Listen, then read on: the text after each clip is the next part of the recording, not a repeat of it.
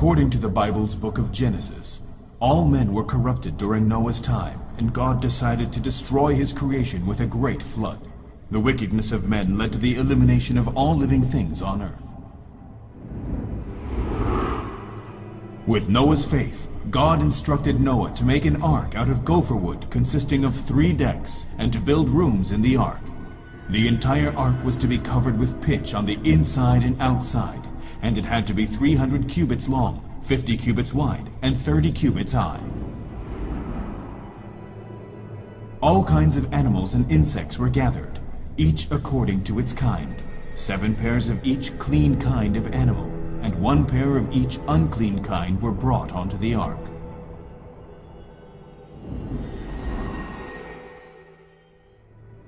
Noah and the animals entered the ark as instructed by God, while the others carried on with their everyday routine and daily lives, unaware of the events to come. Soon, a catastrophic flood destroyed the earth. The ark was the only rescue in this great flood.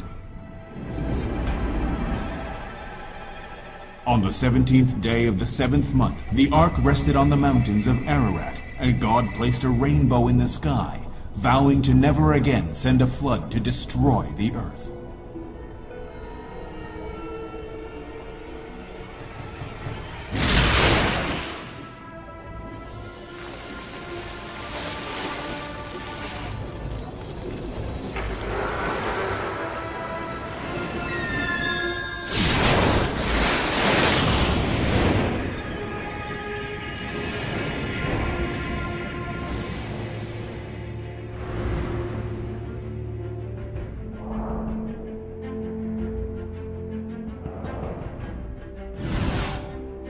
Chapter 1 of the book of Genesis is one of the most mythical chapters in the Bible. God instructs Noah to build an ark.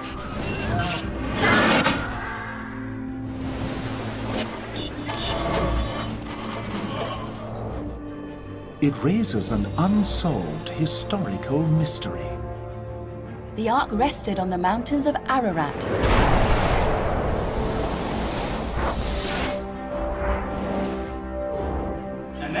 And then we found some ropes. The discovery of a wood fragment is encouraging. In 2009, a stunning discovery in the remote regions of Mount Ararat pointed researchers back to the source of history.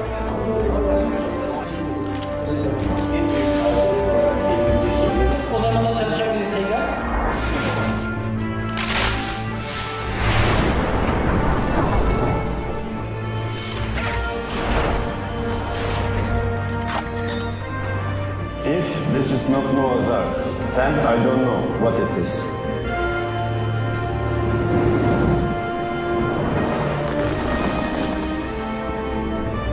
Many people have come here in search of Noah's Ark over the years, but this is the first serious research, and the team found something very different. They are the first team to find the wooden structure buried under the ice on Mount Ararat. This is going to be a very serious foundation. A strong base for researchers for a great many years to come. I think all archaeologists would acknowledge that this is something of a completely different level of evidence than anything that's been presented in modern times. The permanent snow line on Mount Ararat is currently located at around 3,900 meters. The wooden structure that was discovered by the research team was quite high up on the mountain, roughly at an altitude of 4,000 meters above sea level. At that height, the temperature is very cold, so the instance of the wooden structure found embedded in volcanic material and preserved in sediment is believed to have diverged from the glacier. Glacial deposits could have preserved the structure as it's buried under the glacier.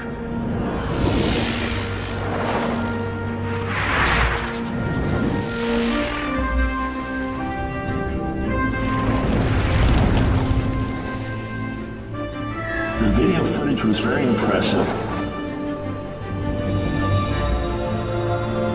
This discovery transcends searching for history. This discovery is history.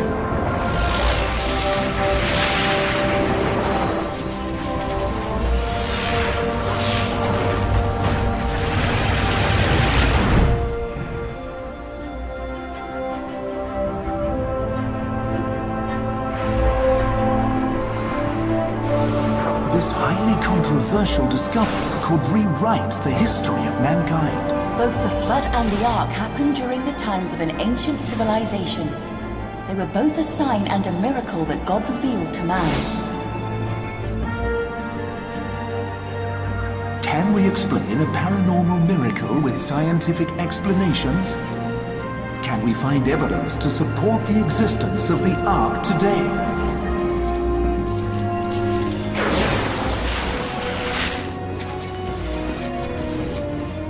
An unprecedented exploration, one unlike any other. 7 years of perseverance on a thrilling mission.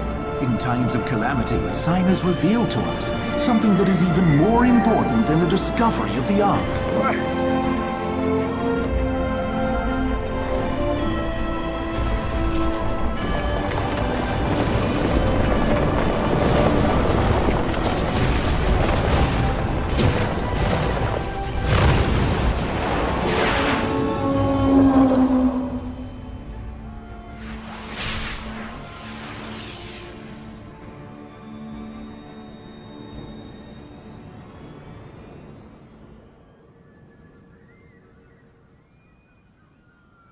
Dobeyazet, a small town located on the border of eastern Turkey, has been regarded as base camp for many Ark explorers throughout the years.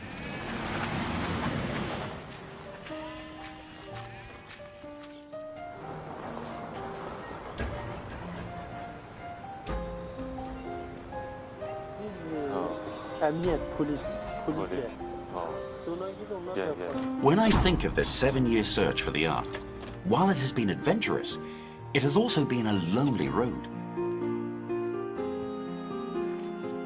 Throughout this journey, I feel like an invisible hand has been leading us forward.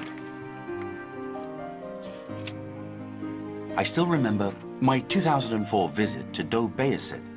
I was there to gather research and film documentary clips for the Noah's Ark attraction in the Marwan Park.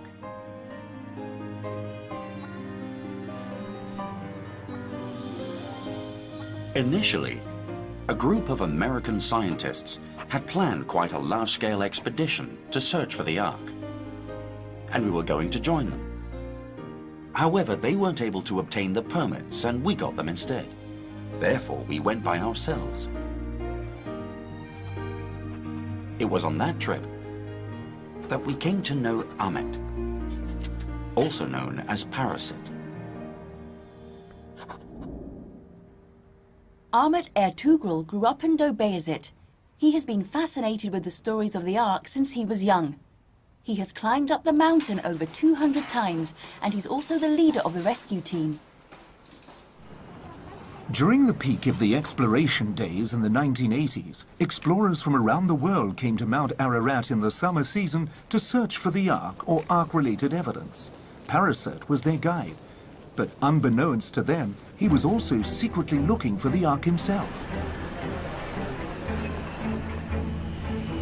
In October 2004, according to information provided by the locals, the Hong Kong expedition team went on its first expedition and hiked up to over 4,000 meters above sea level.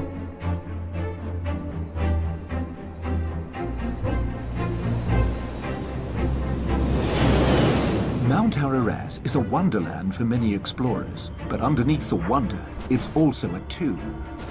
Many people never manage to return home after embarking on their journey in search of the Ark. Those explorers who were able to return home safely wrote thrilling accounts about their experience.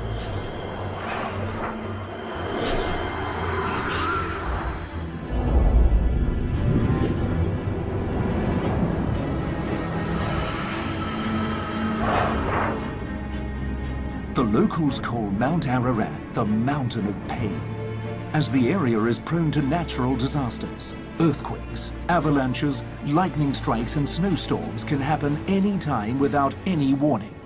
The thin air up on the mountain range and its steep cliffs make it a physical and psychological challenge for climbers.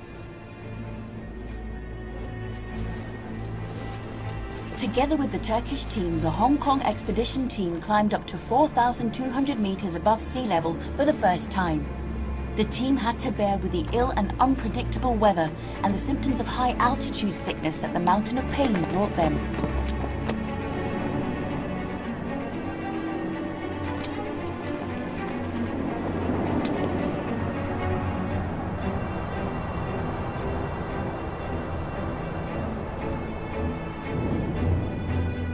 During the toughest times of the expedition, the members of the team were blessed and guided by God. They finally made it beyond the snowline, which was at 4,200 meters above sea level, and discovered something inside an ice cave. The object was flat and nestled in a thin layer of ice. The layer beneath the ice was filled with water, and one could vaguely see a dark wooden substance through the thin ice. However, the thin ice beneath the cave was not able to support the weight of the team, and as the water in the cave was deep, our team, who didn't have adequate equipment, was asked to stop the expedition as worsening weather rolled in.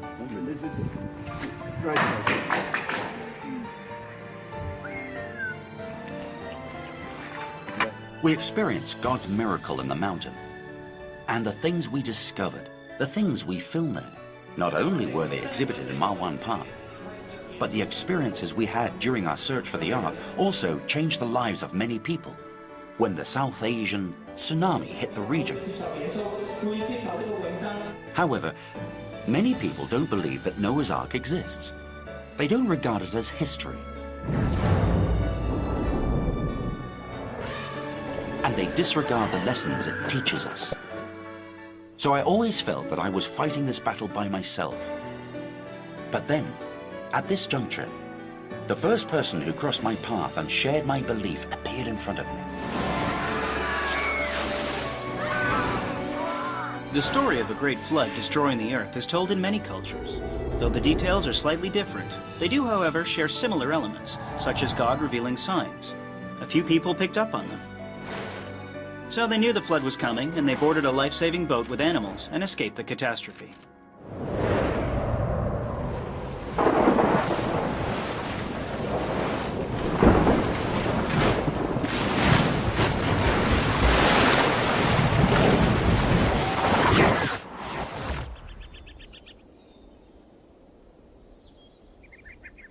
Mount Ararat is located near Turkey's eastern border and is home to many Kurdish people.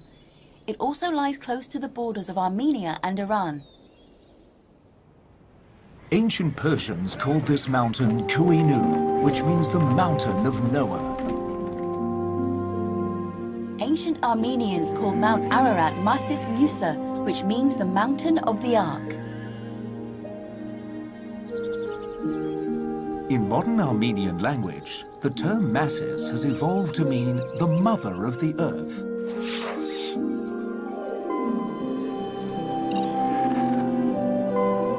Just 90 kilometers from Mount Ararat lies Nakhchivan in Azerbaijan, previously under Soviet rule.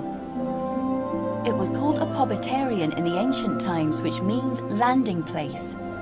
And its modern name, Nakhchivan, carries a similar meaning. It means the first place of settlement.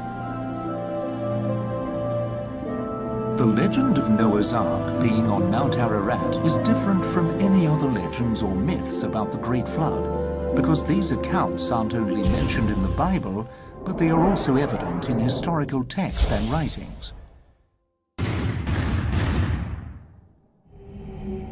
Since the ancient times from 275 BC to 6 AD, historians from Babylonia, ancient Greece, the Roman Empire, and a Spanish archbishop wrote accounts that mention Noah's Ark resting on Mount Ararat. All these sources state the existence of the Ark and the precise location of its final resting place.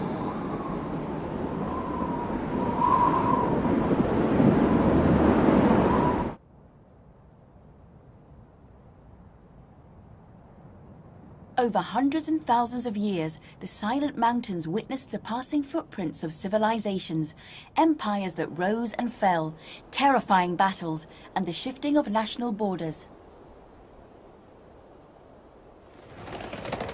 However, did the more distant history of the Ark leave any traces behind on its soil?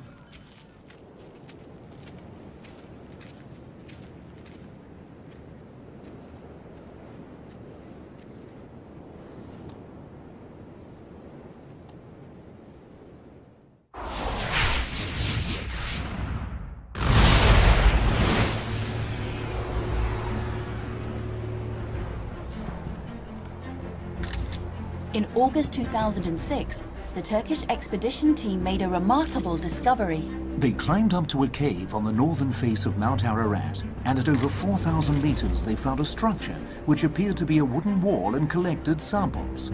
3 months later, the petrographic examinations conducted by the Applied Geoscience Center of the Department of Earth Sciences of the Hong Kong University confirmed that the sample was petrified wood.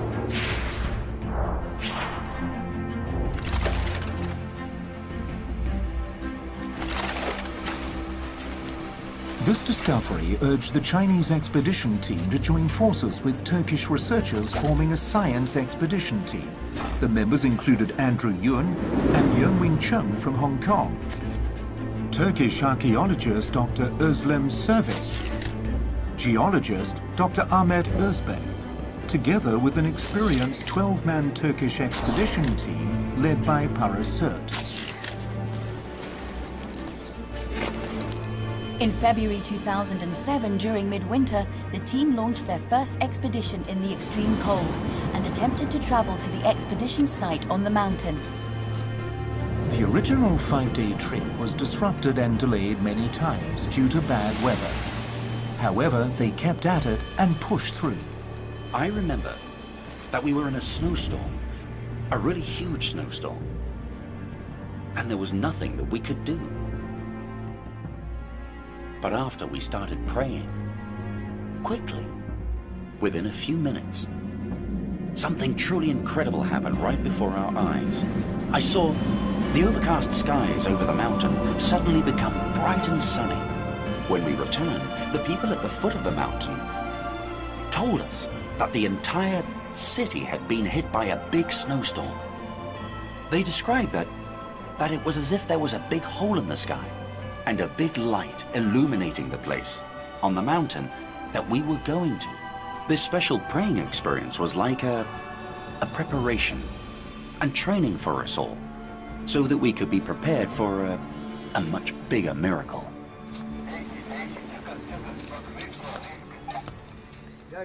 In the end, the team successfully entered the cave where they discovered a petrified wooden wall. The wall measured 2.6 meters high and 11.5 meters wide. The findings of this expedition were highly regarded by the Turkish government. The Hong Kong team was recognized for their efforts and they were permitted to further their explorations. The discovery of the wooden wall was definitely a very significant milestone. But we wondered if there were any other wood specimens. We looked for further witness accounts and continued our search. The locals believe that the Ark, which was initially intact, was broken into 3 segments during the earthquake of 1840. The segments were scattered over 3 unknown locations. The hidden locations of the lost Ark have become targets for many explorers in recent years. For nearly 2 centuries, people have claimed that they had witnessed or even entered a giant man-made wooden structure located on Mount Ararat, and among them there are a few well-known Ark explorers. In 1955, Fernand Navarre, a French explorer, and his 12-year-old son, Raphael, climbed up to 4,200 meters on Mount Ararat. He reportedly found a wooden structure buried in the mountain, and he chopped off a 5-foot wooden beam from it. In 1969, an American Ark explorer, Alfred Lee, joined forces with a group of South Pole researchers and traveled with French explorer Fernand Navarre.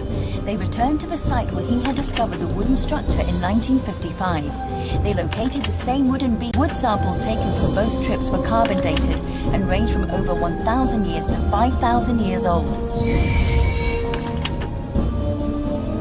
Ed Davis, a U.S. Army sergeant based in northern Iran, described that a local tribe leader led him up the climb to Mount Ararat. He saw the Ark that was broken into 2 pieces, and he passed a lie detector test. After Alfred Lee's detailed analysis, he created a painting based on Davis's descriptions, which appeared to match the structure. However, there had yet to be any substantial evidence. Colonel James Irwin, an American astronaut who walked on the moon, led several expeditions to Mount Ararat in search of the Ark.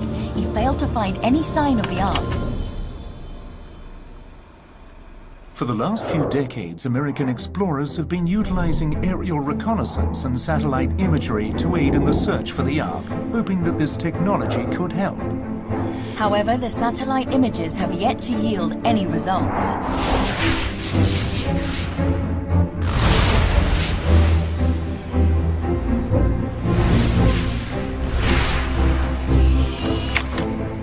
In 2008, Parasut, the leader of the Turkish expedition team, brought stunning news to the Hong Kong team.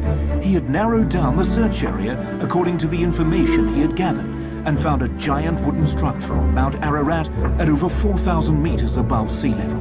And he took photographs as evidence. He believed that he had found Noah's Ark. This part here, it looks like it goes together like this. We're looking in the cycle of the same places, same projects. Information is very clear to us, and we start to work, and we find some wood in there. My history, they say it's purple, but if it's somebody history, they say it's wooden house. They can come, they can check what they can see. In this high altitude, if someone is at their pastime, they're crazy, they make their houses in 4,000 meters. It's impossible. Those pictures are stunning. The tenons are slotted in. Yeah, I see that. They're unusual. We think that it's worthwhile for us to research. Clearly. But could the photographs be fake? Were they taken on the mountain? The way it's polished, and just the way it looks. Many of the previous discoveries were fake, so we have to send someone to verify. It's very special. I've never seen anything like that. But it was very dangerous on the mountain. People had died from low-temperature syndrome there before, not to mention the extreme snowstorms and ill weather that plagued the peak. Even Parasut's crew was injured during these powerful snowstorms. Parasut didn't think anyone from the Hong Kong team was physically qualified to go. But if that was the case, how could they verify the structure? Their prayers were answered when a vital person miraculously emerged. So my mission is to verify the existence of the structure. Yes, and once confirmed, I will lead a team up the mountain. Okay, got it. Good. Do you know about the wood too? Yeah, I'm aware. He shared a common vision with the expedition team. He volunteered for the mission and was on standby. Though we have a permit to climb the mountain, the place you're heading for isn't on the usual route, and you have to get there quickly so you can complete the mission within a short time. You have to get there quickly. He used to be a physical instructor in the British Army, and he is an experienced mountaineer versed in life-saving skills and abseiling. His name is Liu Fai, Panda. It may not be fully covered with snow, but it may be partially covered. So, Okay. Let's have a look. Because what we looked at back here... In my estimation, I think this mission will be an extremely dangerous one for me. It looks like the slopes are quite steep there, right? So the best thing to do is to verify as soon as possible and then descend. Well, because that mountain is very steep. And also, it's freezing cold. If it's that cold, it might... So there might be ice? That's right. It might be frozen. So we don't have much time. Yeah. I can make it up to 4,000 meters. No problem. How soon can you set off? I guess... give me at least 24 hours, so I can get all my equipment ready. The big stuff. Thank you. We're counting on you.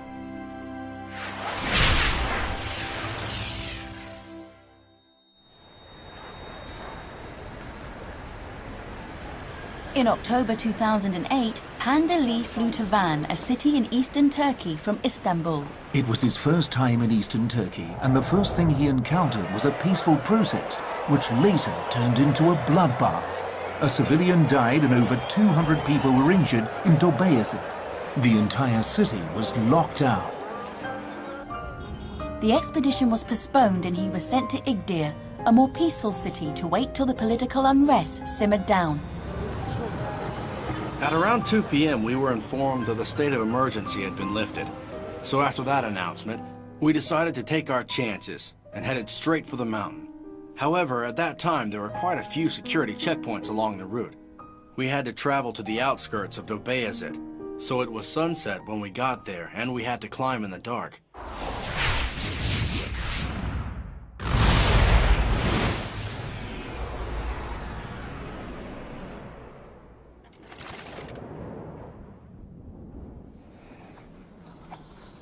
Today is October 23rd. When we woke up, it was foggy. That was at 7. At 6 or 7 a.m., it was covering the mountain. Last night, it snowed. But I'm grateful. This morning I said my prayers. I suppose everyone would pray for something like this.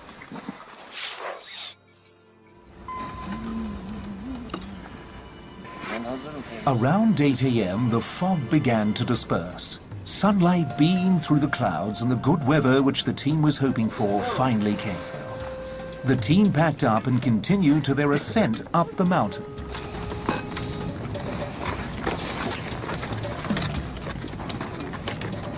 At around 3,800 meters on Mount Ararat, the slopes became even steeper and more treacherous as they climbed. The weather was unpredictable, and at times the team would get surrounded by a thick fog. For safety's sake, they ascended slowly.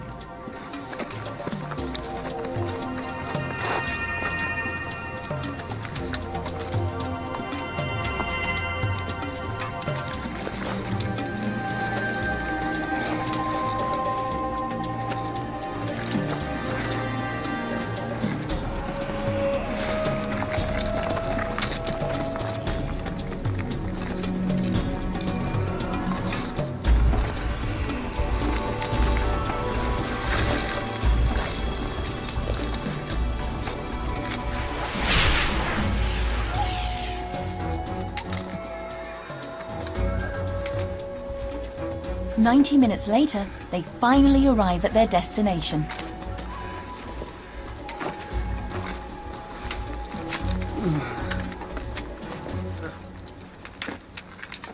It's wood. It's wood. Yeah. Yep. It's real smooth. See that piece over there? I can't see how far it goes, though. Because it's covered in ice.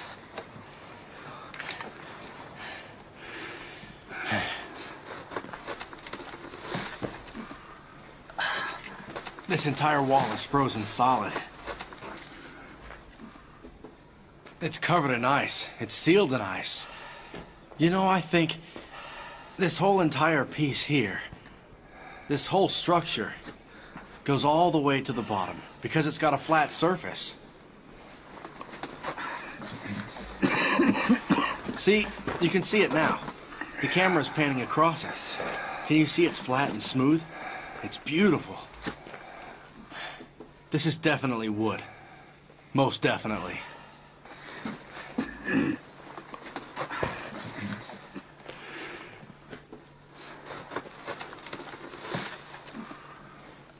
Yeah.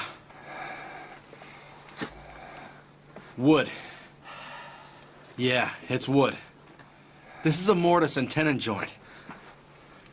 This piece here is like what Andrew and the pastor from the Hong Kong team saw in the photographs.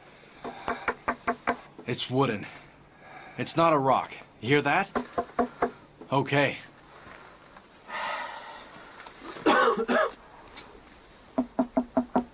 This is hollow. Right here. It's hollow. Judging from the sound, there was certainly a hollow space behind the wooden wall. It's dangerous. When measuring from the mouth of the cave, this wooden structure lay at about 7 meters below the surface. Now I'm going to begin measuring. I'll measure the length of the wooden structure that we can see. I'm pointing at it now.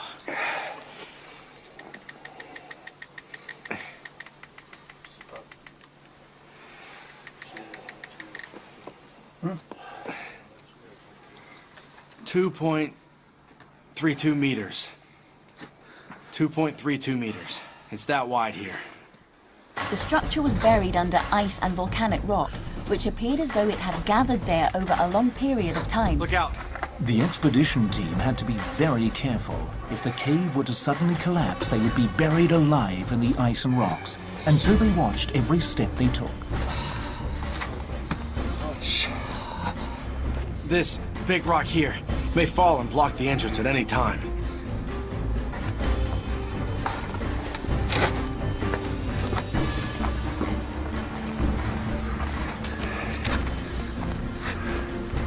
Yeah. After the team had verified the hidden wooden structure, they began digging with a 200-meter radius around the cave to search further. Apart from the discovery of the large wooden structure, there were also wooden fragments scattered all over the site. We're now at 4,100 meters. Wood inside? Oh yeah. We have to move quickly here because it's very dangerous. Be fast. Yeah, okay. Go.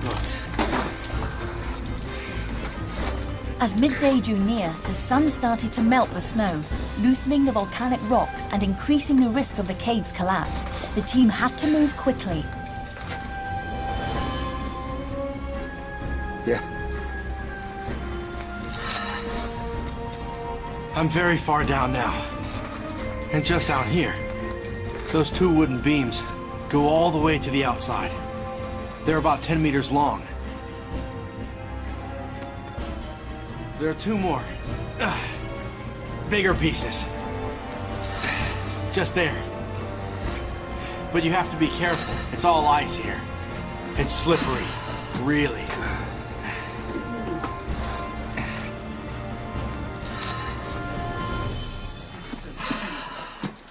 This piece is huge. They said that this piece goes from here all the way to the back. We'll check that fact out later. This is 10 meters long, okay? And this one, I have no idea how long. I hope to see a wooden structure behind this. See, it's wood, okay? It's hollow. Listen to that sound. Hear that? And here's something special. Check out these uneven marks. These marks are caused by scraping with a knife or an axe. It isn't smooth. It isn't polished at all. It's scraped, one stroke at a time. Just look at them. Okay? And on the top, up here, scraped. Okay? Yeah.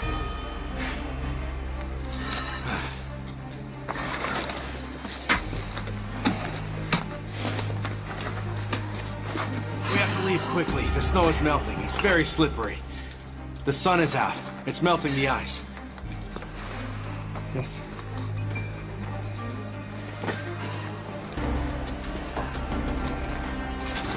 Yeah. Okay.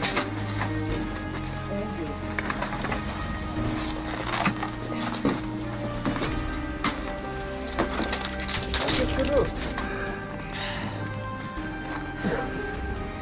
The wooden beam protrudes from here. It goes from there, over there, and sticks out in this ditch. I think it's at least 20 meters long. This 4-hour expedition was more fruitful than any other search for the Ark in the last 200 years. This was the first time in history that the man-made wooden structure above the tree line and above the snow line on Mount Ararat was captured on video. It was an exciting result.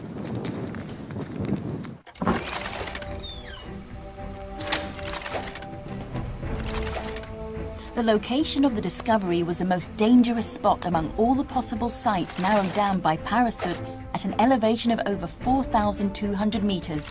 Though Panda completed the verification process quickly, his fingers were almost frozen and he nearly fell off the mountain. There were echoes when I knocked on the wood. Oh. But it was very steep in there. There was even broken rocks here. Even an experienced mountaineer considered this a hazardous zone. Considering the danger, would we be facing an impossible mission if we were to return to the site to film and explore even further? His verification is vital to us. It will certainly help to kickstart our next expedition. Because what he saw over there matched the photographs. It's buried in a lot of rocks. How long does it take to form? The thickness of the wooden beams there. The ancient mortise and tenon joint construction technology tells us that it isn't something made in the modern day. Coupled with Panda's description, he says that these wooden structures are huge. There are wooden structures, and he's analyzed the mountain's conditions. So we're planning a large expedition. Because we believe that what's up there could be Noah's Ark, I know that we're going to face a large amount of pressure and many challenges in this journey. To ascend to 4,000 meters, we must prepare ourselves. So we'll need to have a rope here, and this part is tricky. This is something that's extremely risky. We need cold weather clothing and mountaineering gear. We must take the risk. This expedition is something in which we know that we might sacrifice our very lives. Because we have to film. We have to film convincing evidence with our cameras. We must show something that has never been revealed before. We must go for it, take the risk, and accomplish this historical expedition. So to everyone who is willing to take that risk with us, they will have to be very well prepared, including saying prayers. No way, it's dead in there.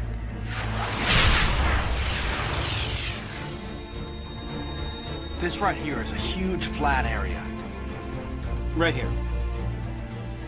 The team of this large-scale expedition included Andrew Yeun, Yeung Win Chung, who had prior experience on the slopes of Mount Ararat, and a new member, the only lady in the team, Fiona Leung.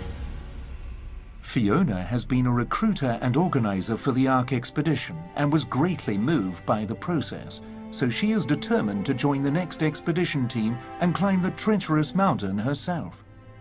But you must get used to it. Yes, and are you sure you'll be able to make it? In the beginning, I had to raise funds for Panda's trip to verify the find. And we had to raise the funds within a few hours. I thought it was impossible. But what surprised me was that everyone that I called agreed to help us out and donated money. And I thought, why does God take this so seriously? So I got on my knees and prayed. God didn't give me a reply right then, but he put the thought in my mind that it would be great if I witnessed this discovery. So the mountain is like 5,000 meters high, and we're here somewhere? You may suffer from headaches. Yeah. So, I'm quite worried for Fiona. Can she manage? And the thing is that we had the discussion about the possibility of her climbing up the mountain and entering the wooden structure. What are her chances? She was in a car accident and had just recovered.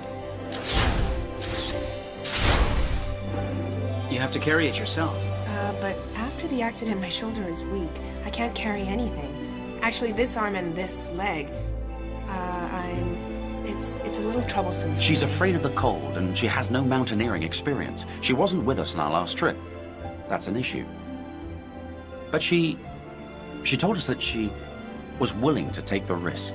This whole pile? The actual environment is exactly like what you see in the photos. And the rocks there are huge. Right. She stands up to the challenge. She's really gung-ho, so we really want to let her have a shot at it. But we don't want to force her. It's 20 degrees below zero there. However, if she succeeds on this mission, she will be the first female explorer to ever enter the wooden structure on Mount Ararat. A helicopter? Well, the terrain is uneven and rocky. Do I really have to use my body to support myself as I climb? But I've been thinking about my crash. God was watching. He was watching over me. I believe that he will watch over me on my journey this time. You have to pick a direction and keep climbing. Find a path for yourself. So, then, these rocks are all over. When you take a step, you'll never know which one of them is steady. Is that right? No, you won't know. That's right. If this is the only chance to go on this expedition, a lot of planning is required and everything needs to be precisely calculated. Constrained by their insufficient budget, the expedition team equipped itself with the best equipment they could afford. We considered transporting our team with a helicopter, but the airflow from those blades would further loosen the volcanic rocks, which is more dangerous. But because of the danger, we weren't able to ensure their safety. Okay, done. We have rounded up our supporters around the globe so that they can pray for us at certain designated times. Some people may think that we are just a small organization searching for something no one may believe in. It doesn't matter, because we know that we are after something extremely valuable.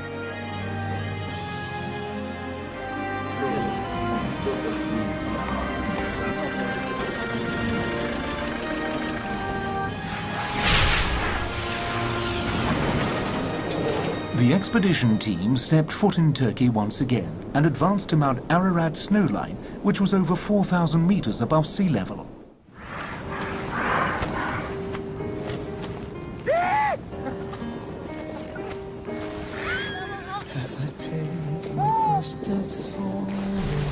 But eventually, all they experienced was long periods of waiting.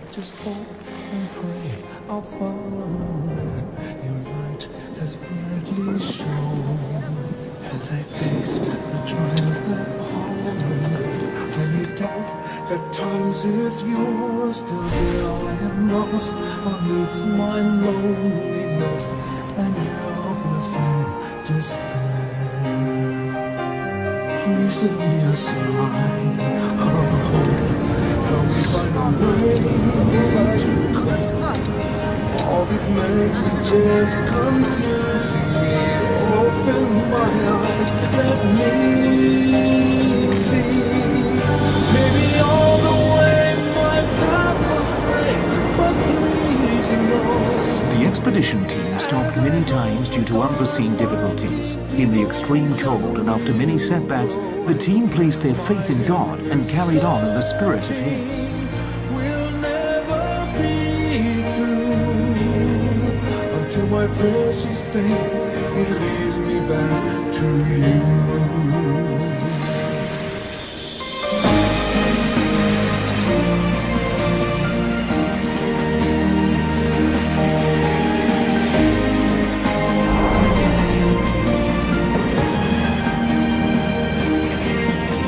They fell and stood up again.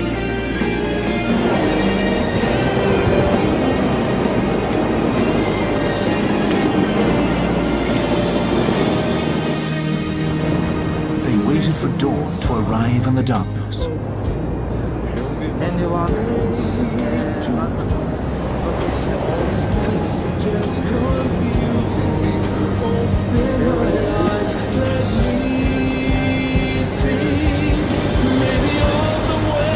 They waited for good weather to come, but they failed to accomplish their goal. In July, Andrew told me, Fiona, we're climbing up again. I didn't want to go, I was scared, because my last experience showed me that it was really dangerous up there. I was afraid, I didn't want to go, I didn't even want to say any prayers. I didn't want God to touch my heart again, but after a while, I prayed to Him, and I was before Him. He touched me again, and I was blessed with a vision. I was on my knees, and God put His hand on my head and said, Fiona, I'm sending you to do this now. I cried until no more sound came out. Even though I was crying hard, I replied to him. I said, I'm willing to go.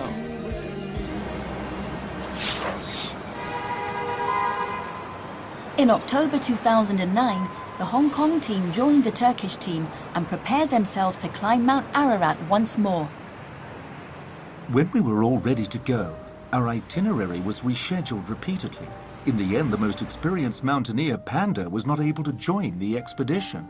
May the Almighty Lord continue to show us the way, and may this entire journey be smooth and blessed with safe returns. It is really a big hit that Panda can't make it. And we can't transport all the important equipment we prepared for the climb. It can't come with us now. Oxygen cylinders, for instance. And we don't know what to expect from the wooden structure. So in all honesty, we're not too confident.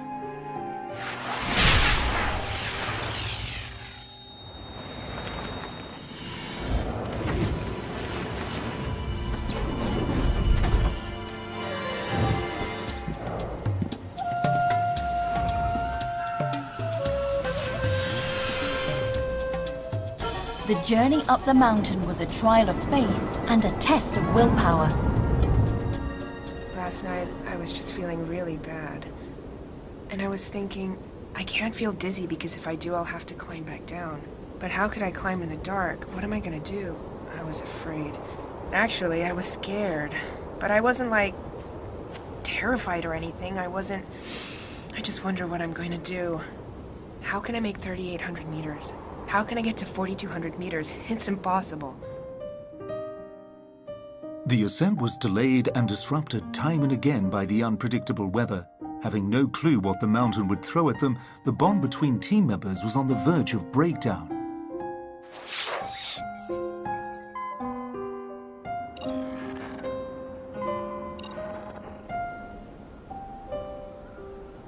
Because we've been ready to go for the last few days, we should stick to what we talked about. We stay in groups of 3. You can enter first and study the surroundings. Because we don't know anything about the conditions in there, we have no idea how to film it. What are we going to do? So maybe we want to stay in the original plan. We all go. And as long as we can stay. No, and we don't want it to have any risk. That's it, number one. You know, it's if we just keep in like for this problem side, we want it for this, you want it to this, it doesn't work. It's coming in my plan. You can go back to your home.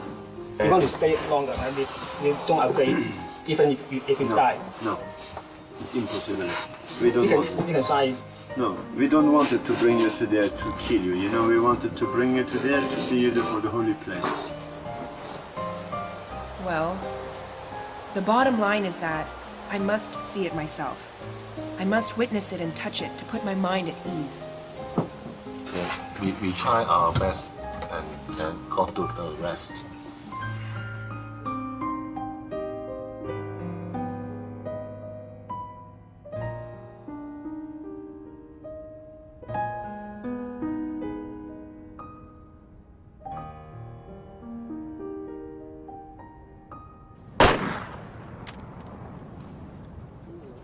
Early the next morning, the Turkish team went first to the camp located at 4,000 meters to scout out the location.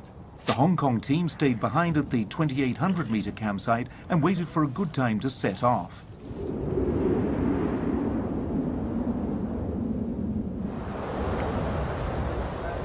The summit and the middle of the mountain are two very different worlds. It had snowed all year long and the summit was covered in snow. The team worried about avalanches. Back in the middle of the mountain, the Hong Kong team's world seemed to have come to a halt. They had no idea when it would start turning again.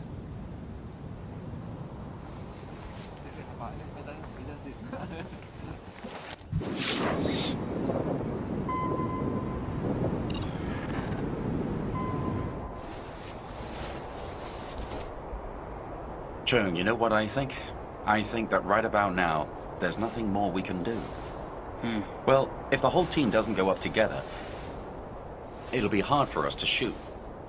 We must travel together. Yeah. This is the only thing we can do now.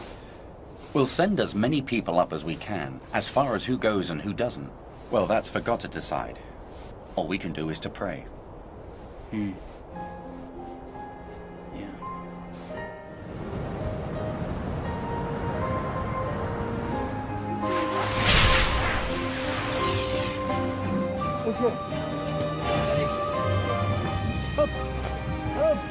They waited till the next morning until they were informed that they could start.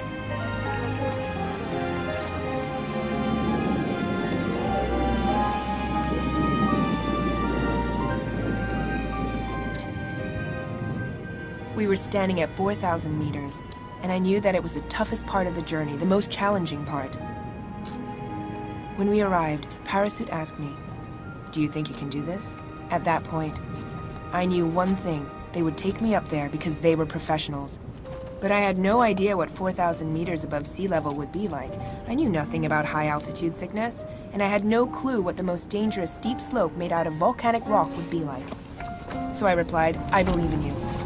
To my surprise, Parachute said to me, "You must believe in yourself."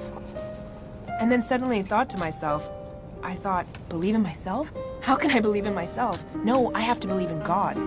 Without any doubt, I believed that God would be with me. I finally arrived at the volcanic rock zone. During the ascent, I couldn't help but notice that some of the rocks were as tall as my waist, and some of them were very loose. I had to put my feet between the gaps in the rocks to pull myself up. It was the only way. For every step I took, I told God, "Jesus, I know you are with me. Jesus, please don't leave me alone by myself. Jesus, I can only carry on with your help." I am grateful that I thought to pray as I ascended the mountain. The most special thing was that it didn't rain or snow that day. If it had rained or snowed, the rocks would have been slippery and I couldn't have made it to the site. I'm very grateful that the sun was out that day. That's our destination. After this next stretch, we shall be there.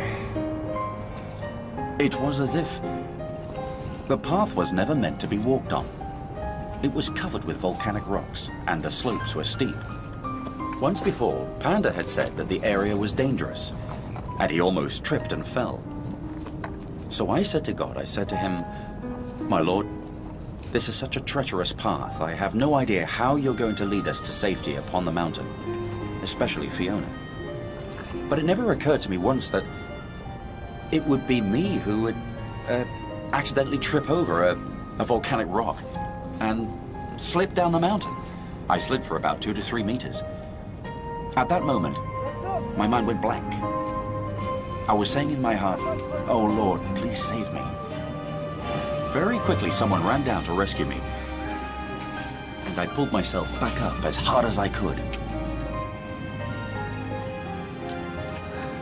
After a while, Andrew climbed back up. But just when I thought it was safe to move on again, I suddenly heard people shouting in the front. I had no clue what was going on. Everyone was nervous.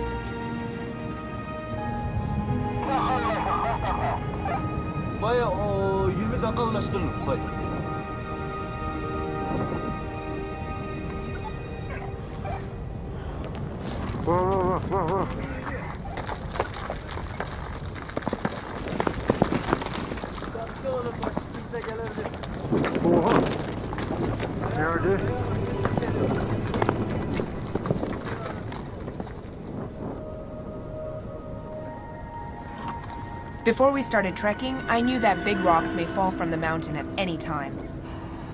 Some of the rocks I saw were as big as a bowling ball, and they rolled down from the top. Occasionally, you'd hear some of the team members even yell, "Are you guys deaf? Can't you hear me? Step aside quickly!"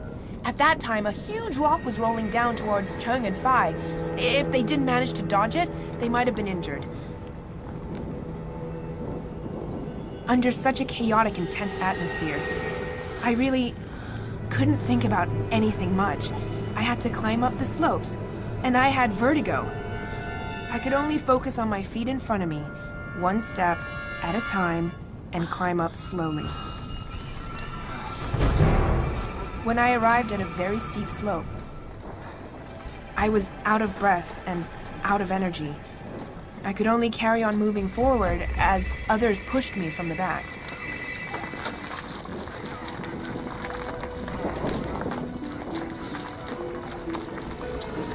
Taş geliyor.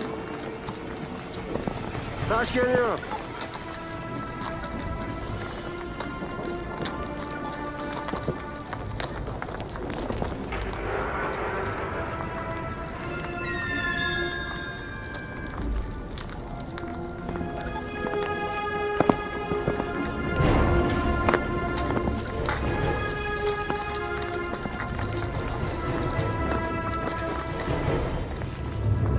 Tamam, biraz gelin.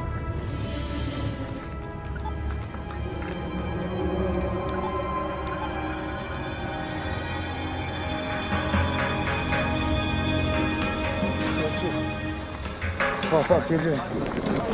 Oha.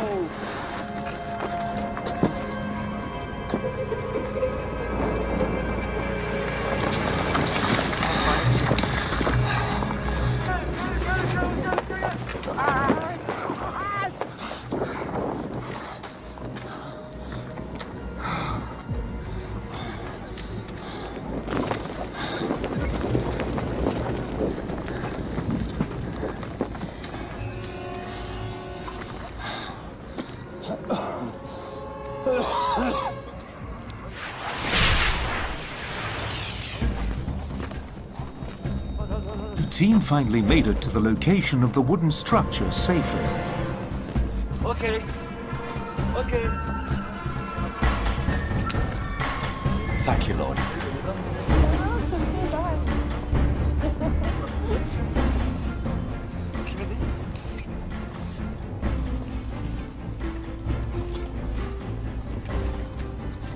Members of the team entered each space through different openings.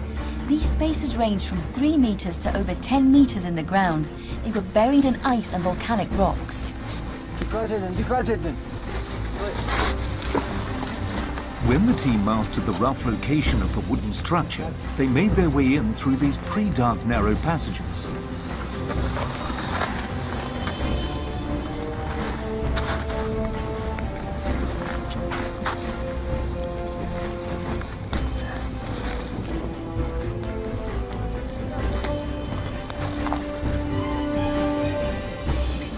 This is the opening that we're going to go in. Many loose rocks are rolling down from the top. The opening's very small. Only one person can go in. Our cameraman Phi has gone in there, and we're entering one by one. It's dangerous because it's hard to breathe. We can't take any big gear in with us.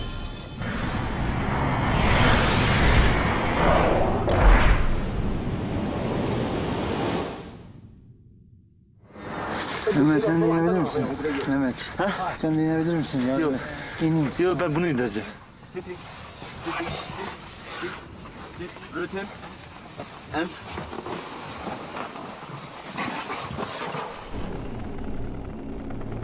From a very narrow opening, the team got in to observe the inside. It was a huge and mysterious space. Buraya tut. This. Wood. What is? Also wood. Okay.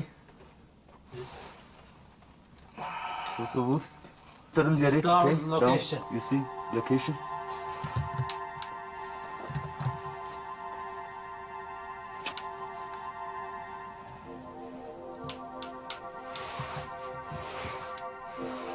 Ice covered most of the area, yet it was obvious that there was wood beneath it.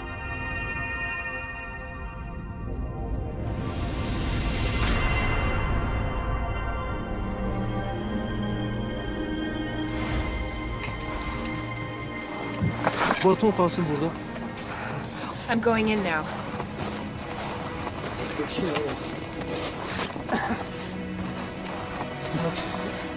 Be careful. Okay. In a rope. Yes. Don't worry, I'm here. Yeah, just come. Okay. With limited time and cramped conditions, the team entered the first space. From what appeared to be a very small and narrow cave from the outside, it was revealed to actually be quite big inside.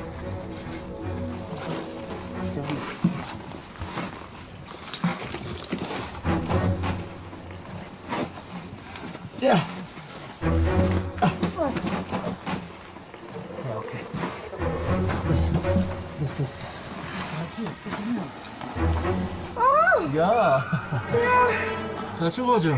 Ben alıyorum. Okay. Okay. Can I go down? Yes. Okay. Yeah. Welcome. So, I've now entered the inside of the wreckage of Noah's Ark. I can see right here.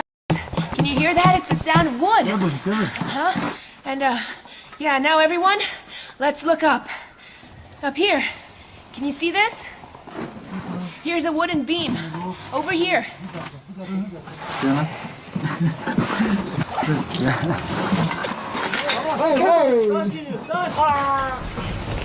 Can you see it?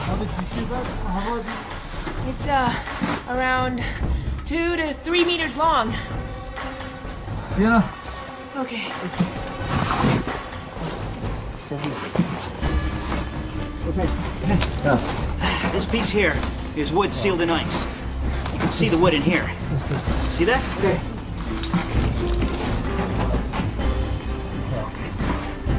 This is. I've had more. The air is thin in here. I have difficulty breathing. And I'm surrounded by wood. Yeah. No, it's so hot, you know. Yeah. Okay. You can't feel it. I finally set foot on the steps. Yeah, I can see it. Yeah. Huh? This is ice. I can see wooden walls on both sides. But is the floor also made of wood as well? Hey, turn it off, turn it off, turn it off. I can see that the surrounding structure is wooden. Can you let me see the inside? I can't see it clearly. Shine your light around. Bring your light. Let's go look over. This is a mortise and tenon joint.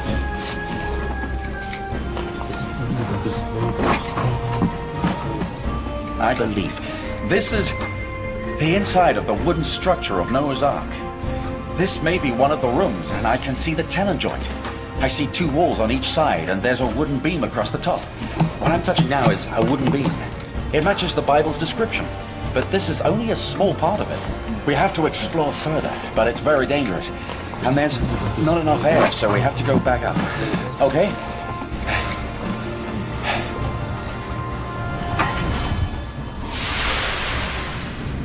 The space the Hong Kong team entered had a wooden beam across the top, and there were 7 wooden pegs on the beam. All right, it's working.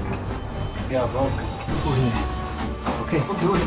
The team measured the wooden stairs to be 2.5 meters long. The floor was slanted down.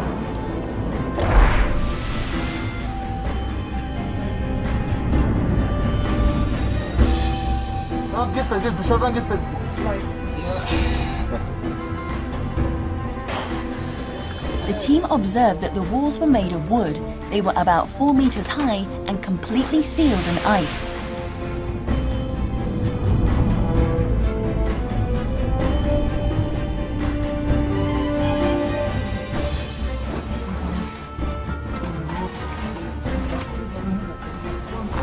Dangerous. You can see. What? Yeah. Why? The space became narrower towards the inside. A log of wood and some rope were found at the end of the room. Because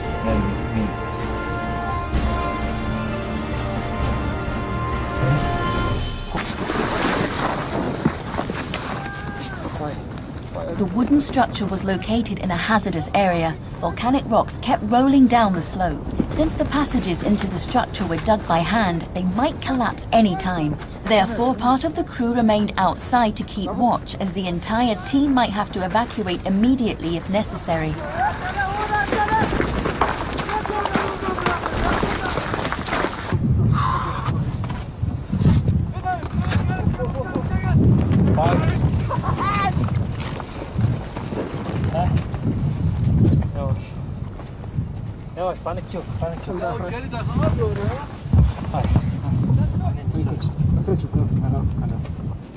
We have to be very cautious because there's a lot of loose rocks, and they roll down here.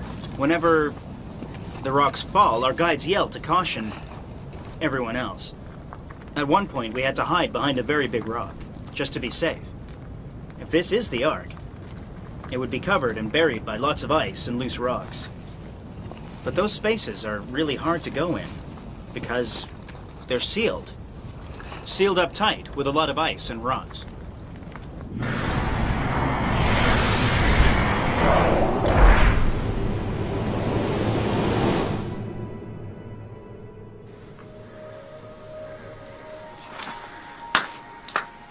The team had to enter another space by abseiling down into it. The team who went first helped break the ice which sealed the entrance. They found that the air inside was stale, and there was a strange smell emitting from within, which caused irritation to the respiratory system and skin, resulting in a possible infection. Therefore, the team put on protective clothing before they entered. Üçgen olmuş biraz. Patlamış herhalde.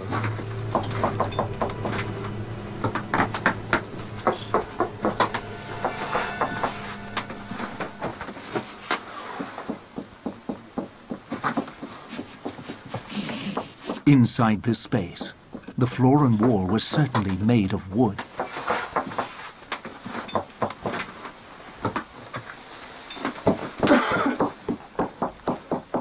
The knocks they made sounded hollow.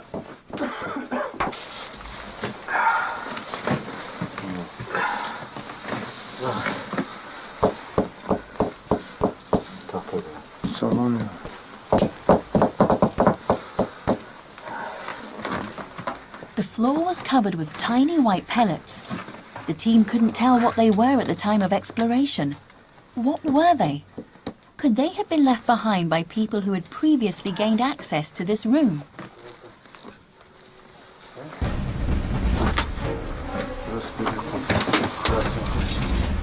There was a tiny door on one of the walls, which was roughly 1 meter tall, and a horrible smell emitted from behind that door. The smell could signal the presence of poisonous gas, and since the door couldn't be opened, the team dared not advance any further into the structure because of too many uncertainties.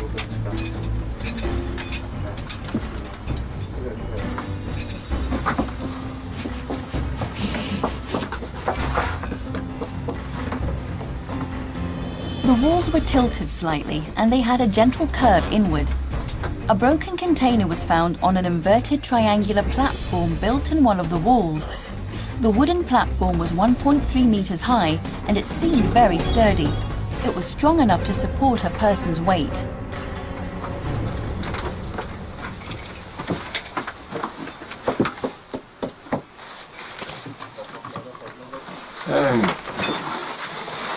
This space was 5 meters high, 2 meters long and 2 meters wide. Primary tests done on the wooden specimen showed that the wood discovered was around 5,000 years old. But was the structure that the expedition team entered an ancient boat as indicated in the folklore of the local people? If it was an ancient boat, could it be the Noah's Ark mentioned in the Bible?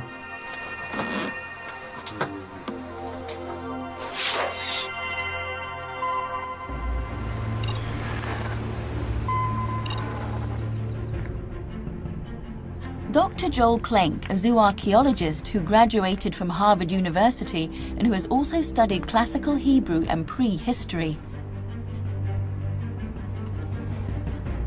Proving something that happened during ancient times is impossible. Academics can only trace it back to the source and look for reasonable explanations. As an archaeologist, you look for deductive reasoning. You don't want to take, say this is Noah's Ark and try to prove it. What you try to do is you try to look at all the different types of options, and then you look at your data, and then you say what option best supports the conclusion that you're trying to make. Reviewing the history of Mount Ararat, there were 4 main types of architecture on the mountain, including residential houses, religious establishments such as churches, monasteries and temples, shelters for farming animals, and military installations.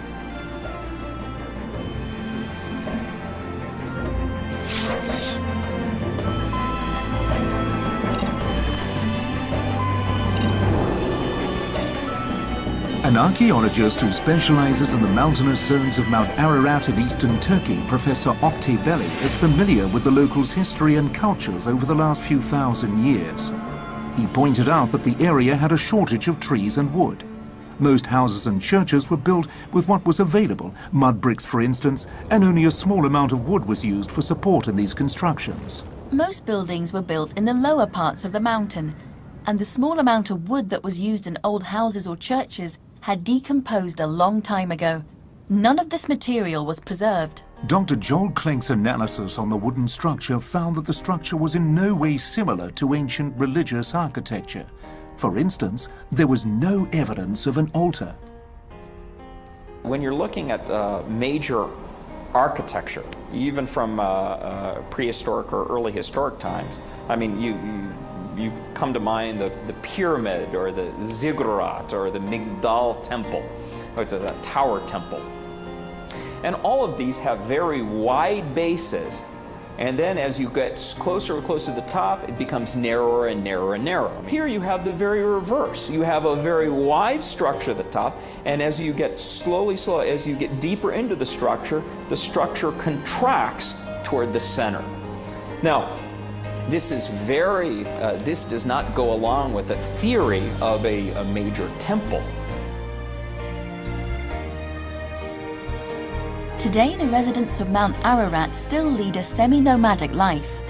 They camp and live on the mountain during summer and they returned to their village during the winter.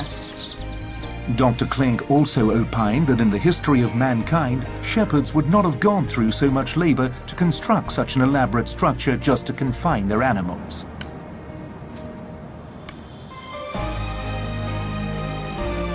Normally, what shepherd structures are they're shallow pens encased with a fence, or they take part of the natural landscape, they put it in a cave, and they don't line the cave with wood in the form of an oblong structure. No, they just pack the animals in there, they cover it with a slight fence, and then they keep the animals there. So to claim that it's a shepherd's hut or shepherd's pen is just is ridiculous.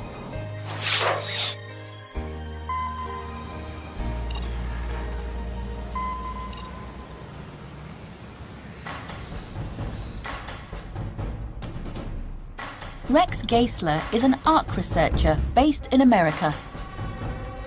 In recent years, he collaborated with the Department of Archaeology and the Ataturk University in Turkey to research on ancient pottery and fossil specimens gathered on Mount Ararat.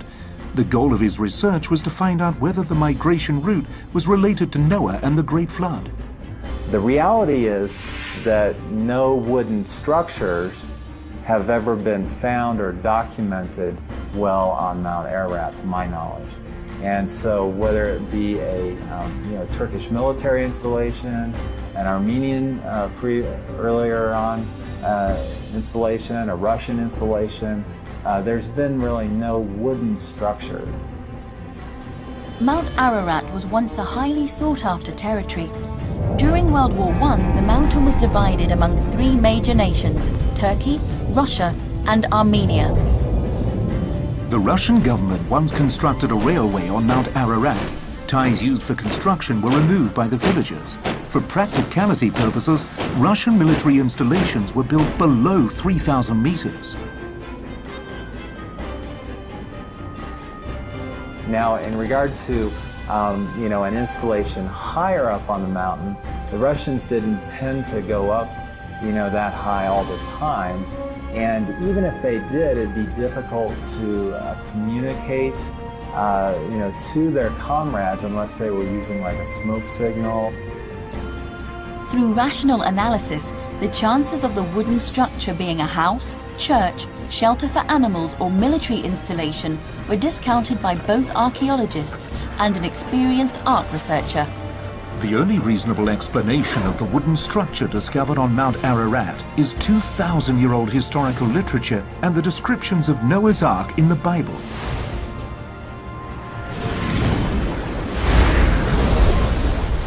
I don't see another good explanation as to how it could happen, why it would happen, the logic of getting that much wood up that high. So to me, there's a big positive question mark for the first time. Could this be it? And thus far, in my own mind, rolling this around, thinking about it rationally, I don't have a better explanation. The expedition team went into other spaces and made another stunning discovery. Altın boş mu? Mehmet. Fazla gitme, gel. 3 of the spaces were linked together. The team climbed into a tunnel which measured about half a person tall and entered the wooden structure. This space was buried deep in the ground. Since the inside of the space had slanting floors, the team had to use ropes to help them move around.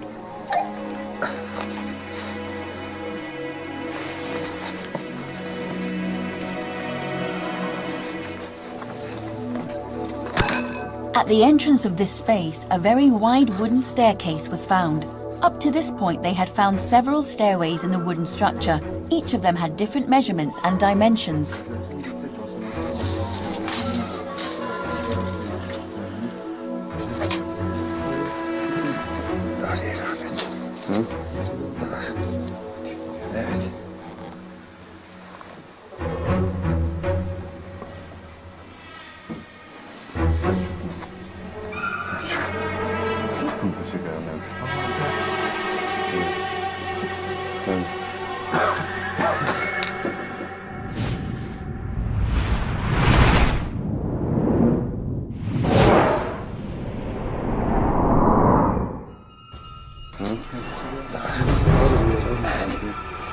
The wood found in this space was rougher than in other parts, and it seemed to be more worn out.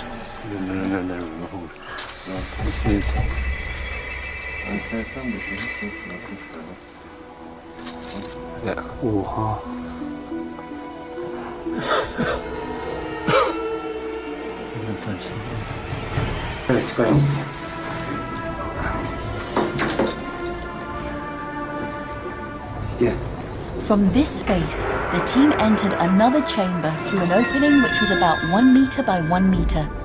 The door sill was quite high, so the team had to carefully step over it to enter.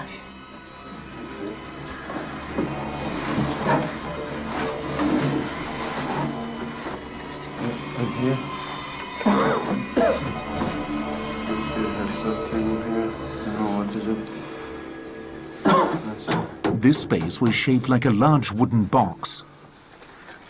Okay. Okay, we have to move. No. That's it. Thank you. Yeah. There was a wooden beam on one side of the wall, and there were wooden pegs on it. That's it. That's it. Tell me what we do. Yes. No.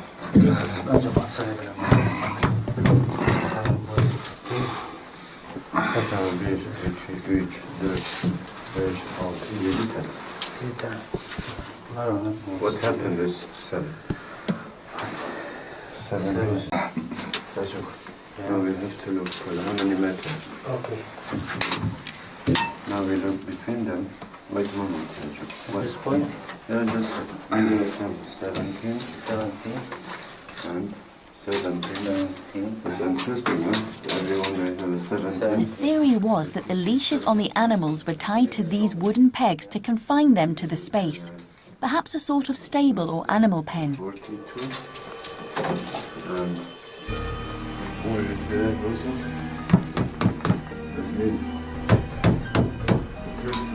The walls in this space, the ceiling and floor, were made of wood.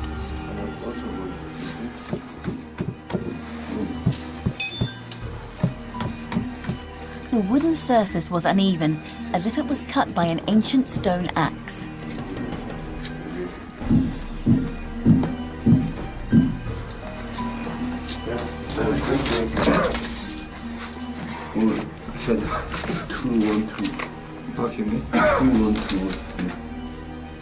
See? Okay. This is the highness.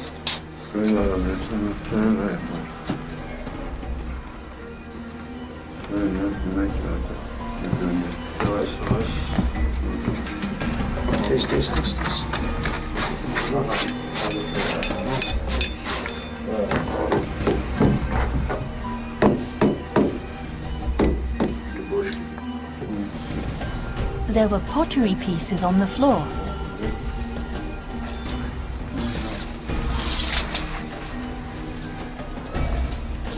There were shelves on the wall.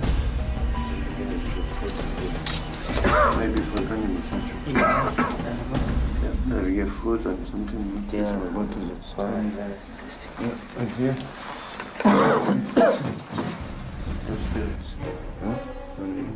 Another room was found linked to this space, and there was a tiny window near the top. The wooden structure seemed to stretch beyond the room.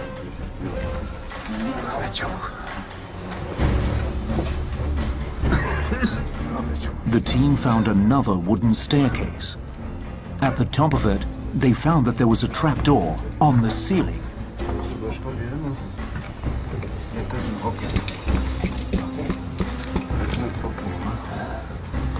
Time to open. Let's go in for the third floor again. As we see, yeah, same. But it's very hard to. Next time we have to open this few things. Then we can go up. Up where I see. Where is it full? You can see now.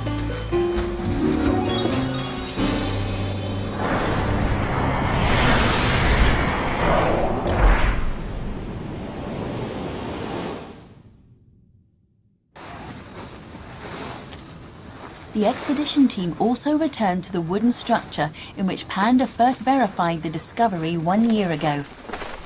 Yeah, slow, slow. Slow.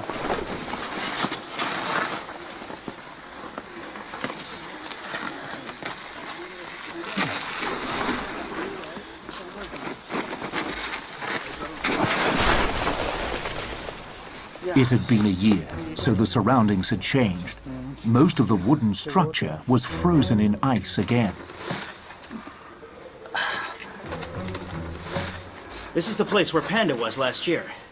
It looks completely different. It's covered in ice. The opening has become quite small. I can still see the wooden wall.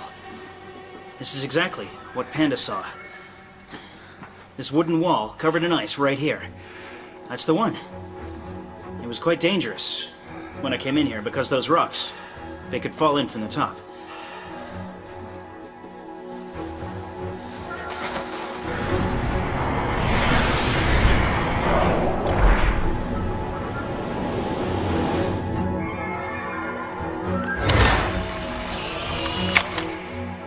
And the last space discovered was only seen in a photograph taken by the Turkish expedition team during their expedition in July 2008. Since they were unable to ensure the safety of their team, they did not take the unnecessary risk to explore the structure any further.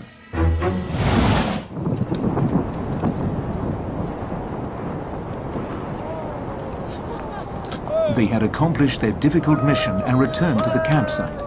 The team was excited, touched, and extremely thrilled.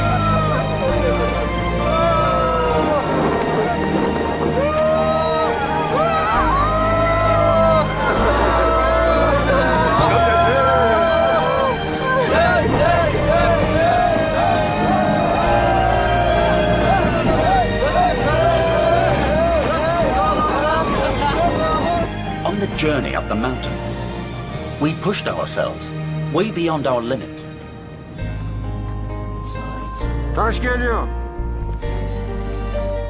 The whole process was rushed. Halfway up, I almost fell off the mountain.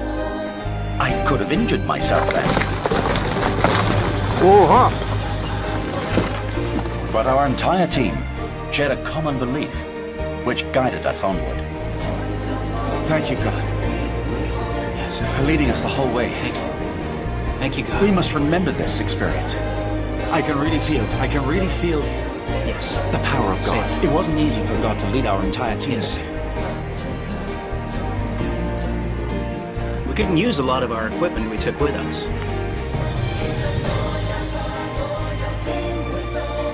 But at least the filming went smoothly. You really suit good work, Fiona. Fiona, I really mean it. I just didn't expect. I didn't think you'd make it. I really didn't think that. Look at you. You made it. I didn't think you would walk down that wooden staircase. And I saw the wooden staircase. I was like, whoa, why is there a staircase? I never thought of seeing that there. But for me, coming back was harder. On the way back, I was told that I had to leave because of the falling rocks. You had to stay behind. I was so scared. I'm fine. And the rocks, they just kept rolling. I was so worried. I'm fine. I didn't stop. Really? The moment I found out that you had to stay behind, I was worried. I was okay. But when you joined us again, I couldn't help it. I had to hug you.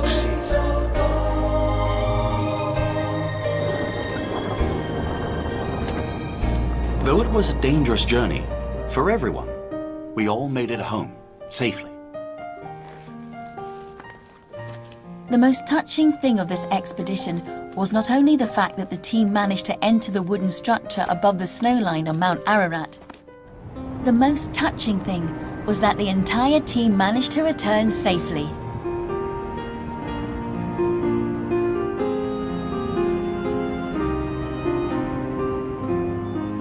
I had difficulty breathing, and I could only carry on because of God.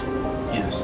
I read a book yesterday which said that it doesn't matter what we go through. What matters is that God is always with us. See, this struck me as relevant.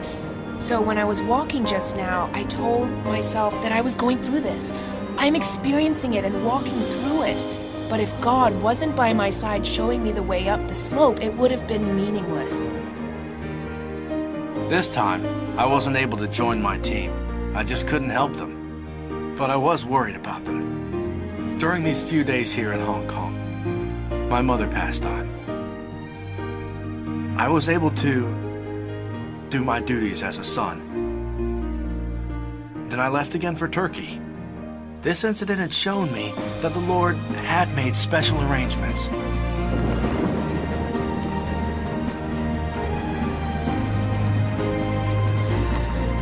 Seven days later, Parasut arranged for another trip for Panda Lee to ascend the mountain, during which he accidentally discovered a deeper space.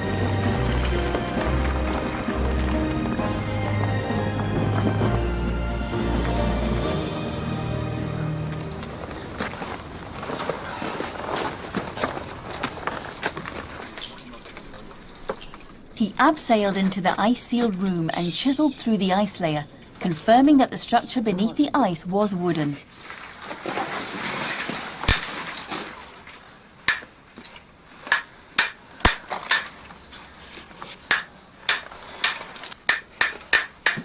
The ice layer had formed over a long period of time. Judging by the thickness of the ice, the wooden structure had been frozen for a long time.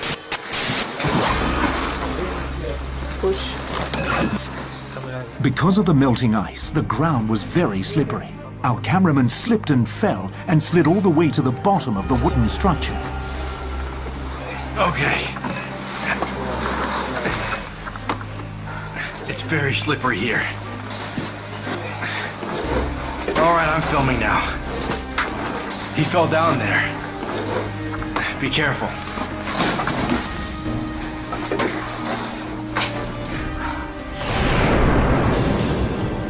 When one of the other team members went over to help the cameraman up, Panda took the opportunity to move towards the end of the structure.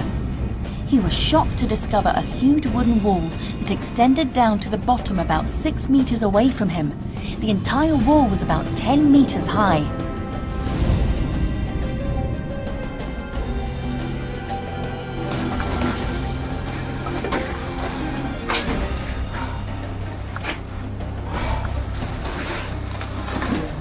The incidental discovery of this space is very crucial for us. It tells us that the wooden structure up there is truly massive, and that within there are more spaces we can explore.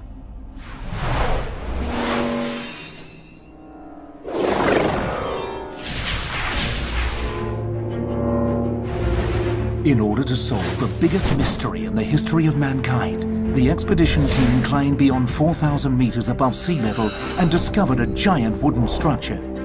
The discovery seemed to match the descriptions in literature and eyewitness accounts. Officials of the Turkish government and cultural ministries highly regarded the significant discovery of the Hong Kong team as being the first team ever to document the entire discovery on video. In 2010, officials of the Turkish government made a trip to Hong Kong and jointly announced this discovery with the expedition team.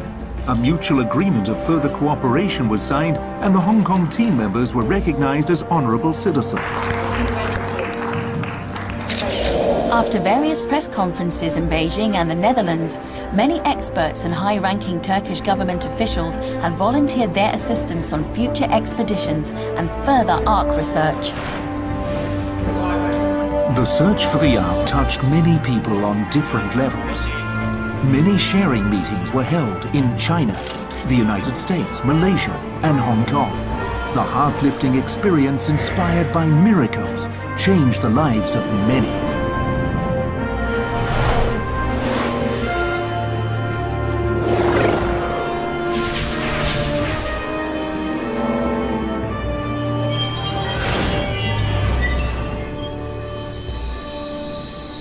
According to the Bible, all men were corrupted during Noah's time. The earth was filled with violence, and Noah was the only righteous man. God decided to destroy the world by sending a great flood, and instructed Noah to build an ark out of gopher wood.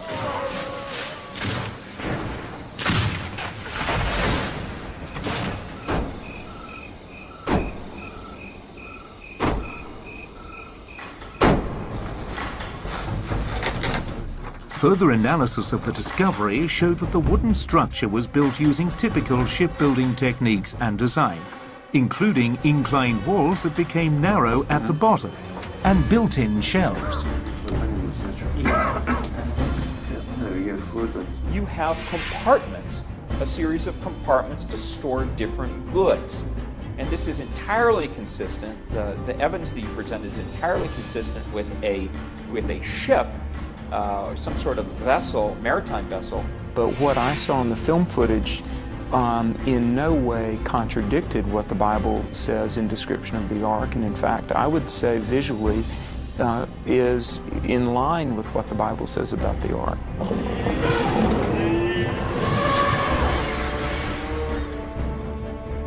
Some of the walls on the wooden structure were certainly covered in a substance, just as the Bible says, to cover it with pitch on the inside and outside. The wooden structure is made of spaces or rooms just like what the Bible mentions to make rooms in the ark. The wooden structure was confirmed to have 2 levels. There might be another level above it too. It fits the descriptions in the Bible with lower, second, and third stories. Wooden beams and 7 wooden pegs were found, to which the leashes of animals could have been tied to. Just like descriptions in the Bible, God instructed Noah to board the ark with his family and animals, of which there must be 7 pairs of each clean kind of animal.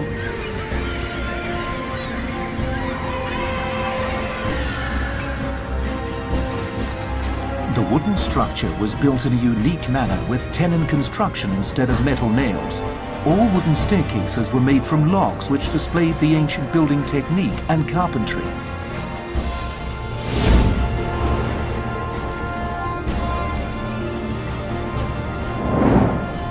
The discovery of the wooden structure on Mount Ararat stunned the world, causing drastic discussions and debates. Behind the discovery, an unprecedented revolution may take place and change people's understanding about the beginning of the world. A discovery that may connect the past, the present, and the future.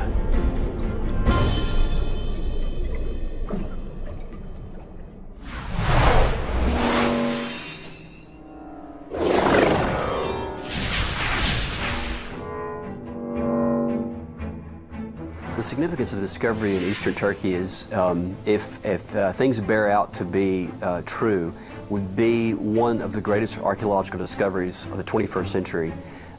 Just an extraordinary find and a treasure trove for science, for history, for paleontology, for geology, you know, and not just for Christianity, but also for Judaism, for the Hebrew Bible, and also in the Quran as well.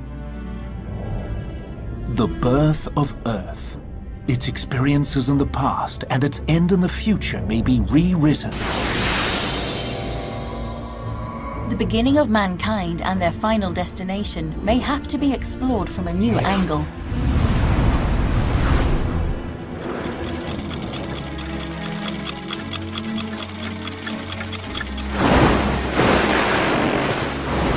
If the wooden structure on Mount Ararat were the ark which saved Noah's family and all the animals on Earth, and the accounts recorded in the Bible's book of Genesis was true,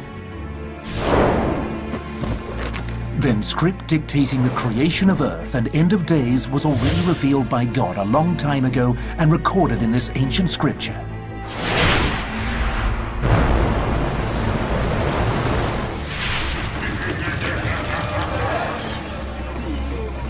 In the days of Noah, everyone was eating, drinking, marrying, and consumed with violence until the day Noah and his family entered the ark.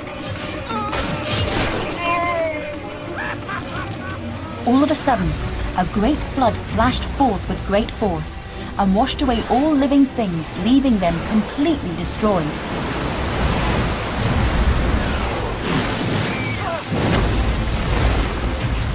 On Noah's 600th birthday, on the 17th day of the 2nd month, all fountains of the great deep were broken up, and the rain was upon the earth. It continued for 40 days and nights. The flood began. The water rose until all mountains were covered. All mountains disappeared from the horizons. The ark sailed in the endless water. this discovery, should it be turned out to be the Ark, which I believe that it is, it ought to be a reminder to our modern world that God will judge the world. That may not sound very nice, but that's the truth, and I would rather have the truth than a lie. What sins did the people commit back then? Why did God have to send a great flood to cleanse the earth? No one knows. However, the Ark and flood are revelations from God. Today, the disasters that are surrounding us are actually revelations from God. He needs to reset the world.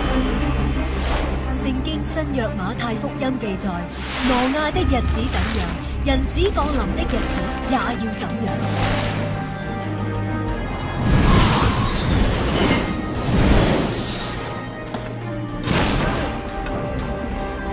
聖經嘅預言已經有超過90%應驗，未應驗嘅會點樣發生？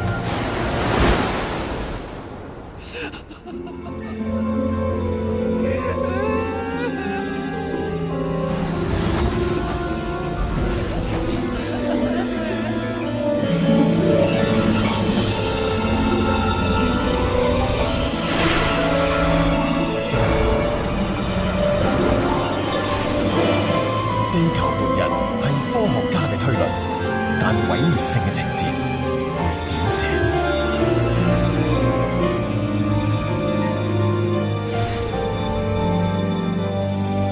雲裏還有一絲曙光，同伴願你拋開驚慌，仇敵別趁機發狂，活世之中應當珍惜對方，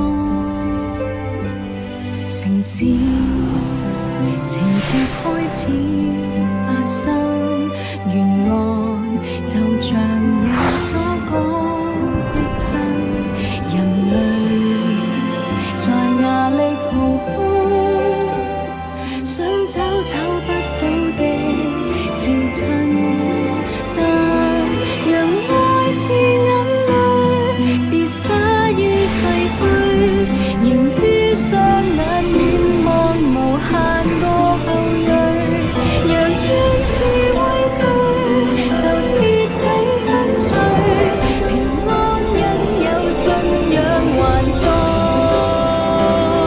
仰望誰？唯願活在末世心境平和。全地開始動盪，我在你愛成為被愛的寶貝，經過行業，這美麗還在，容我感激你啟示我。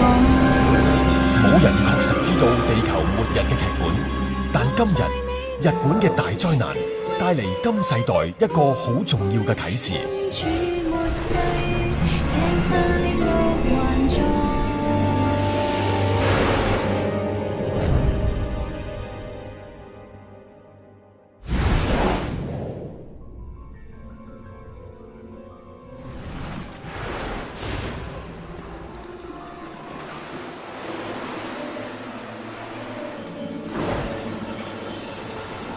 日本面對如此巨大嘅突發性浩劫，縱然有再多嘅教育同心理預備，甚至建設高防備最堅固嘅世界第一防波堤，一切嘅預警亦無法令文明喺災難中逃脫。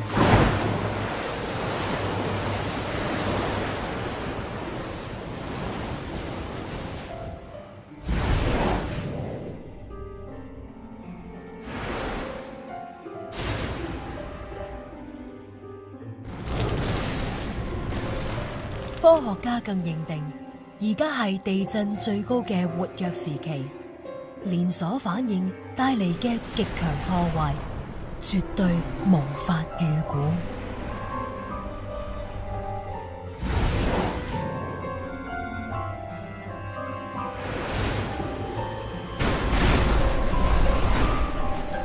地震、海嘯導致核電廠高危設施爆發核輻射洩漏，史無前例嘅複合性災難，污染全球生態。前所未有嘅災難，猶如一次世界末日嘅預演。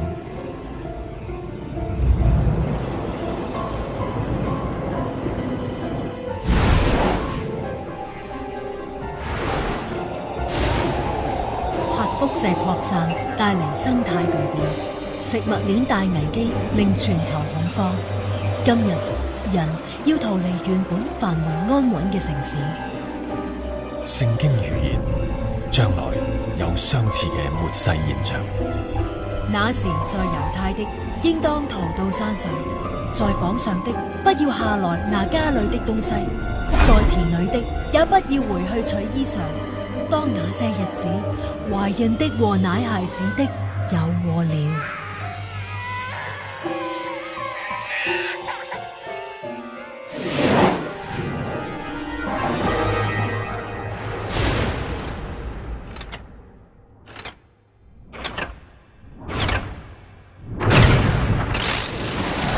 不過，一切可怕嘅經歷都唔會令人類醒覺。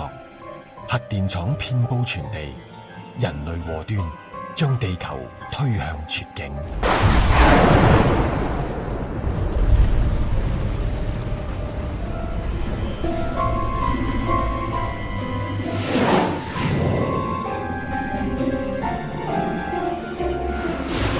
今日人類所作嘅已經去到無法扭轉嘅慘況，比上古時代更為嚴重。就好似今日，全球各地嘅核設施同核武器都唔能夠用水可以清洗，係唔係要好似聖經預言所講，要用火去消滅淨盡？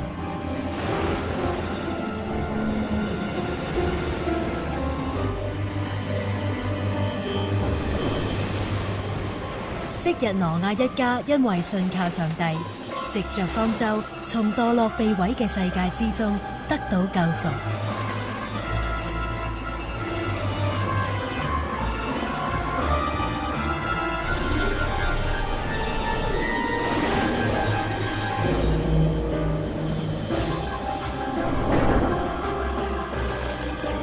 方舟與洪水嘅記載，並唔係停留喺毀滅，而係生命得到拯救。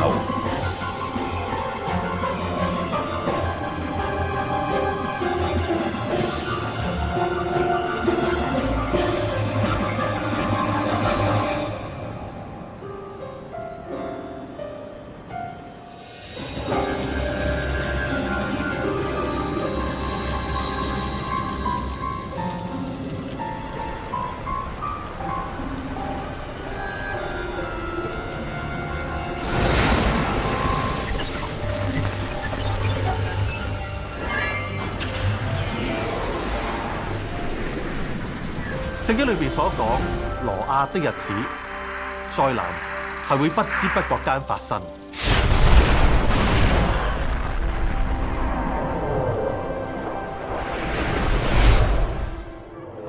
其實冇人可以預測到末日會幾時出現。不過生命總有限期，人生總有洪水。喺過去7年探索方舟嘅經歷裏面，我哋唔單止知道咧，方舟係昔日嘅拯救，而且喺我哋最艱難、最危險嘅時候，我哋靠住祈禱，可以真真實實咁經歷到耶穌基督嘅保護同埋引導。今日我哋面對大大小小嘅危難，亦都可以得到耶穌基督最大嘅幫助。